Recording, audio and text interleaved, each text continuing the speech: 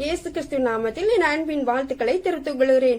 சாட்சி சொல்வதனால் தேவனுடைய நாமம் மகிமைப்படுகிறது. வேதத்துல பாக்கிறோம் 1 யோவான் 5ஆம் அதிகாரம் 7ஆம் வசனம். பரலோகத்திலே சாட்சிகிறவர்கள் மூவர், பிதா, வார்த்தை, பரிசுத்த ஆவி. சாட்சி சொல்வதனால் தேவன் மேல் வைத்திருக்கிற அன்பை வெளிக்காட்டுகிறது. எந்த இடத்திலும் வெக்கப்படாமல் ஆண்டவருக்காக சாட்சி சொல்லுங்கள். வாங்க பார்ட் 3 தொடர்ச்சியை கேட்போம். வாங்க சாட்சிக்குள்ளாக கடந்து செல்வோம். நான் ஊழியத்துக்கு ஒப்பு கொடுத்தாச்சு, ஊழியத்துக்கு தான் போறேன். என்ன ஊழியன்னு தெரியணும், அதுக்காக காத்துட்டு இருக்கிறேன். அது பணமர டிபார்ட்மெண்ட். என்ன நடந்துச்சுன்னா, ஒரு நாள் என் கூட 17 பேர் போட்டிருந்தாங்க. தூத்துக்குள்ள இருந்து போவோம். பாளையங்கோட்டையில மார்க்கெட் பக்கத்துல அந்த ஆபீஸ் இருந்துச்சு, ஸ்டாட்டிஸ்டிக்கல் டிபார்ட்மெண்ட். அப்போ காலையில மதியம் வரைக்கும் இருந்துட்டு நான் என்ன செய்யணும், ஒவ்வொரு கிராமத்திலையும் போய் எத்தனை பனைமரம்னு சொல்லி அந்த ஒரு சர்வே எடுத்துட்டு அந்த ஃபார்மை நிரப்பி கொடுக்கணும். அதுக்கப்புறம் மற்ற காரியங்கள்லாம் அது பிறகு சொல்லுவாங்க. இப்போ என்ன நடந்துச்சுன்னா, என் சாட்சியை எல்லாருக்கும் சொல்லியிருக்கேன், எல்லாருமே கேட்டாங்க. அப்போ மதியம் எல்லாருமே திரைப்படத்துக்கு போயிட்டு அதுக்கப்புறம் என்ன செய்வாங்க, எங்க ஆபீஸ்க்கு வீட்டுக்கு போயிடுவாங்க. என் சாட்சி எல்லாத்தையும் சொல்லியிருக்கேன். அப்போ ஒரு பிராமின் தம்பி, கணேசன் நினைக்கிறேன், ஒரு பிராமின் தம்பி என் கூட ரொம்ப க்ளோஸா இருப்பான். எனக்கு ஜூனியர், ஒரு 2 வயசாவது ஜூனியராக இருப்பாங்க. அவனுக்கு என் சாட்சியை சொல்லியிருக்கேன். ஒரு நாள் இந்த 17 பேரும் ஒரு தந்திரம் பண்ணியிருக்காங்க, எனக்கு தெரியாது. அது ஒரு தேட்டருக்கு, பாளையங்கோட்டையில சினிமா தேட்டர் போறாங்க.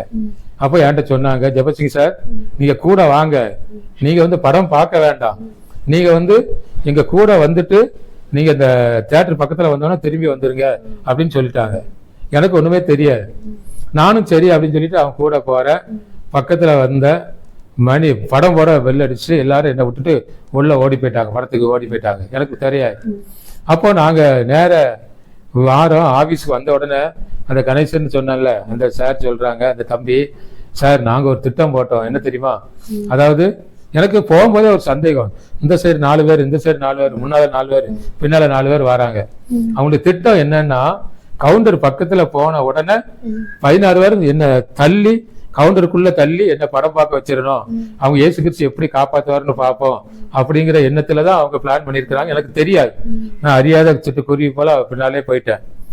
அப்போ என்ன ஆச்சுன்னா, படம் போடுறதுக்கு மணி அடிச்ச உடனே அவங்க என்ன செஞ்சிட்டாங்க, அவங்க படம் பார்க்குற அவசரத்துல கர்த்தருடைய கிரியை என்ன விட்டுட்டு உள்ள போயிட்டாங்க. படம் பார்க்க எல்லாரும் உள்ள போயிட்டாங்க. நான் தப்பிக்கப்பட்டுட்டேன். கர்த்தர் என்ன காப்பாத்தினார். அப்பதான் அந்த தம்பி கணேசன், பயங்கரமான பிராமியன், அவர் சொன்னாரு, சார் உங்க இயேசு கிறிஸ்து உண்மையிலே தெய்வம் சார், நான் அந்த இயேசு கிறிஸ்துவை ஏற்றுக்கொள்ளணும்னு சொல்லி ஆசையா இருக்கிறேன், நான் என்ன செய்யணும் அப்படின்னு சொல்லி கேட்டார். அப்போ அந்த மார்க்கெட்டு பக்கத்துல எல்லாமே காடு மாதிரி தான் இருக்கும்.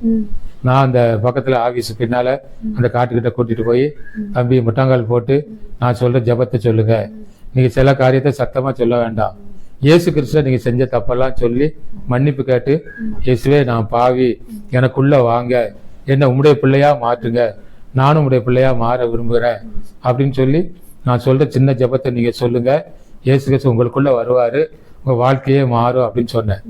அந்த கணேசன் அந்த தம்பியும் அவ்வளவு பிராமினா இருந்தாலும் ஒரு நம்பிக்கையில வந்துட்டாங்க. முதல் ஆத்மா, நிறைய ஆத்மாக்கள் சாட்சி நிறைய சொல்லலாம், ஆனா இது முதல் கனி எனக்கு ஆமா கொடுத்தது. என்ன நடந்துச்சுன்னா, அவர் நேரம் முட்டாங்கல் போட்டாரு, அப்படியே கண்ணமோடி ஜெபம் பண்ணாரு. சார் எனக்கு எப்படி ஜெபம் பண்ண தெரியாதுனாரு. நீ ஏன்ட்ட சரி, எனக்கு தெரியாம சத்தம் இல்லாம மனசுக்குள்ள நீ செஞ்ச தப்பெல்லாம் என்னென்ன ஞாபகம் வருதோ அதெல்லாம் சொல்லுங்க, எனக்கு கூட தெரிய வேண்டாம் அப்படின்னு சொன்னேன். அவர் அப்படியே அதை சொன்னாரு. சொல்லிட்டு, ஏசப்பா இந்த தப்பெல்லாம் மன்னிச்சிருங்க, என் பாவத்தை மன்னிச்சிருங்க, ஏசப்பா எனக்குள்ள வாங்க, என்ன உடைய பிள்ளையா மாத்துங்கன்னு சொல்லுங்க அப்படின்னு அவர் அதே மாதிரி சொன்னார். சொல்லி மன்னிப்பு கேட்டு அப்படி ஜெபம் பண்ணி ஆமென்னு சொல்லி முடிச்சாச்சு. முடிச்ச உடனே பாத்தீங்கன்னா அவருடைய முகத்திலே ஒரு பிரகாசம் நான் பாக்குறேன். ஏன்னா அவர் உண்மையிலே இயேசு கிறிஸ்துவிட்ட பாவத்தை அறிக்கை செய்து மன்னிப்பு கேட்டாரு. இயேசு கிறிஸ்து அவருக்குள்ள வந்துட்டாரு. ஒரு பெரிய சந்தோஷம், மகிழ்ச்சி அவருடைய உள்ளத்துல பார்க்க முடிஞ்சது. அது ஒரு பெரிய சந்தோஷமானது, முதல் கனி. அதுக்கப்புறம் எத்தனையோ அற்புதங்கள்லாம் நடந்துச்சு. அதுக்கப்புறம் இன்னொரு முக்கியமான சாட்சி என்னன்னா, எனக்கு இப்படி குடிச்சு வந்தேன்னா, குடிகாரில பார்த்தா தனி ஒரு பாரம் வரும். அப்படி மனசுல ஜெபம், ஆண்டவரே நானும் இத மாதிரி இருந்தேன், கொஞ்சம் நீங்க என்ன சந்திக்கலன்னா என் லைஃப் எப்படி போயிருக்குமோ தெரியாது, என்னை மீட்டு எடுத்தீங்களே அப்படின்னு சொல்லி குடிக்கிறவங்க கிட்ட நான் சாட்சி சொல்லும் போது, இப்ப நானும் இப்படிதான் குடிகாரனா இருந்தேன், கர்த்தர் என்னுடைய வாழ்க்கையில அற்புதம் செய்து என்னை மாற்றினார்னு சொல்லி சாட்சி சொல்லுவேன். அவங்க மேல எனக்கு ஒரு தனி பாரம். அப்போ என்னுடைய மனைவி வந்து பொன்னகரம், தூத்துக்குடி பொன்னகரத்தில் அமெரிக்கன் ஆஸ்பத்திரி பக்கம் பொன்னகரம், அதில் எபனேசர் டீச்சர் ட்ரைனிங் ஸ்கூல் இருக்குது, அங்கே வேலை பார்த்தாங்க. அப்போ கொஞ்சம் பிள்ளைங்கள் வந்து டியூஷனுக்கு வருவாங்க. அப்போ ஒரு சின்ன தம்பி டியூஷனுக்கு வருவான்.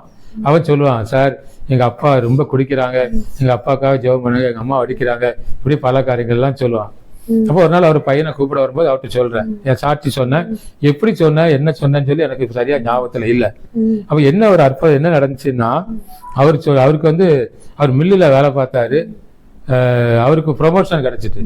ப்ரொமோஷன் கிடைச்ச உடனே அவருடைய சக நண்பர்களுக்கு எல்லாத்துக்குமே ஒரு பார்ட்டி விருந்து வச்சுட்டாரு. அப்போ எங்கள் வீட்டுக்கு வந்து, சார் உங்களுக்கும் டீச்சருக்கும் ஒரு பார்ட்டி வைக்கணும் அப்படின்னு சொல்லிட்டு, தூத்துக்குடியில் கீதா ஹோட்டல் அப்போ உண்டு, கீதா ஹோட்டலில் ஒரு சின்ன உங்களுக்கு விருந்து வைக்கணும், ஒரு பார்ட்டி வைக்கணும், நீங்கள் கேட்குற உணவை நான் வாங்கி தரேன் அப்படின்னு சொல்லி என்னை கூட்டிகிட்டு போனார். அப்போ பார்த்தீங்கன்னா அந்த கீதா ஹோட்டலுக்குள்ளே போன உடனே வலது பக்கம் கீழே பார்த்தீங்கன்னா ஒரு பாதாள அறை மாதிரி இருக்குது, அது குடிக்கிற இடம், எனக்கு தெரியாது. அவர் வந்து நான் நேரம் உள்ளே போனேன், வலது பக்கம் பார் குடிக்கிற இடம் இருக்குது, என்ன கூட்டிட்டு போறாரு. எனக்கு ஒண்ணுமே ஓடலை, போய் உட்காந்துட்டேன். உட்காந்து ஒரு சேர் உட்கார வந்திருக்கோம். அவன் சர்வர் வந்து என்ன வேலைன்னு கேட்கறான். அவருடைய கையெல்லாம் நடுங்குது. அவரு சொல்றாரு, சார் நான் வந்து என்னைக்கும் குடிக்க மாட்டேன், என்னைக்காவது ஒரு நாள் தான் குடிப்பேன், நீங்க குடிச்சு நீங்க வந்து இயேசுவை ஏத்துக்கொண்டேன்னு சொன்னீங்க, என் பையில பாருங்க 100, அப்ப 100 ரூபா நோட்டு தானே, 100 ரூபா நோட்டெல்லாம் எவ்வளவு இருக்குது, இன்னைக்கு ஒரு நாள் தானே, நீங்க எவ்வளவு நாள் குடிச்சுக்காங்க அப்படின்னு சொல்லும்போது அவர் கையெல்லாம் அப்படியே கடற்கரை நடுங்குது, அப்படியே பதறிட்டாரு. நான் வந்து நிதானமா பார்த்துட்டே இருக்கிறேன், எனக்கு ஒன்னும் பேசவும் தோணலை, என்ன செய்யன்னு சொல்லி ஒண்ணுமே ஓடலை. உடனே அவர் வெளியே பதற்றத்தில் அப்படியே என்னை கையை பிடிச்சி இழுத்துட்டு வந்து என் கையை பிடிச்சி சொல்றாரு, சார் உங்க இயேசு கிறிஸ்து உண்மையான தெய்வம், அல்லேலூயா. ஏன்னா எனக்குள்ள ஒரு மரண பயம் வந்துட்டு, இன்னும் கொஞ்ச நேரம் ஆனா நான் செத்து அந்த இடத்துல விழுந்துருவனோன்னு சொல்லிட்டு ஒரு மரண பயம் வந்துட்டு, சார் என்னை மன்னிச்சிருங்க, டீச்சர்கிட்ட சொல்லாதீங்க, நான் உங்களுக்கு அடுத்த நாள் நீங்க விரும்புகிற சாப்பாடு வீட்டுக்கு வாங்கிட்டு வரேன், தயவுசெய்து என்னை மன்னிச்சிருங்க அப்படின்னு சொல்லிட்டு கண்ணீரோடு கூட அப்படியே வந்தாரு. பாத்துங்க அந்த ஆத்மா, எனக்கு மறக்க முடியாத அந்த ஆத்மா. அவருக்கு ஆண்டவரை பற்றி சொன்னேன், அவர் நல்லா கேட்டாரு, சார் எனக்கு இந்த ஆண்டவர் வேணும், இயேசு கிறிஸ்து வேணும், நான் வந்து வெளிப்படையா மாற முடியாது, இந்த சூழ்நிலையில மாற முடியாது, ஆனாலும் நான் ஆண்டவர் இயேசு விசுவாசிக்கிறேன் அப்படின்னு சொல்லி அந்த 2வது ஆத்மா, ஆண்டவரை அறிந்த ஆத்மா. முதல் ஆத்மா வந்து ஆண்டவரை ஏற்றுக்கொண்டது எனக்கு துல்லியமா தெரியும், நான் கண்ணாலே பார்த்தேன். அதுக்கப்புறம் வேலை பார்த்த நாட்கள் பூரா கூட இருந்தாங்க, அவர் எங்க போனாங்க எப்படி இருக்கிறாங்கன்னு தெரியாது. இவரு குடிக்கிற மத்தியில ஆமா பயன்படுத்திருக்காருன்னா 2லயுமே நீங்க பாருங்க. நான் வந்து சினிமா 2 நாளைக்கு ஒரு பார்ப்பேன், கர்த்தர் வந்து எனக்கு விடுதலை கொடுத்தாருன்னு சொல்றேன், அவங்க எப்படியாவது என்ன உள்ள தள்ளி என்ன எப்படியாவது படம் பார்க்க வச்சிரு, சாத்தனுடைய வேலை. இவங்க வந்து குடிச்ச இவங்களை குடிக்க வச்சிடணும் அப்படின்னு சொல்லி இவங்களுக்குள்ள ஏவி எப்படி இந்த பழைய பாவத்தை நம்ம கொண்டு வந்துடலாம் அப்படின்னு சொல்லி முயற்சி எடுத்து அவங்க செய்த காரியங்கள்.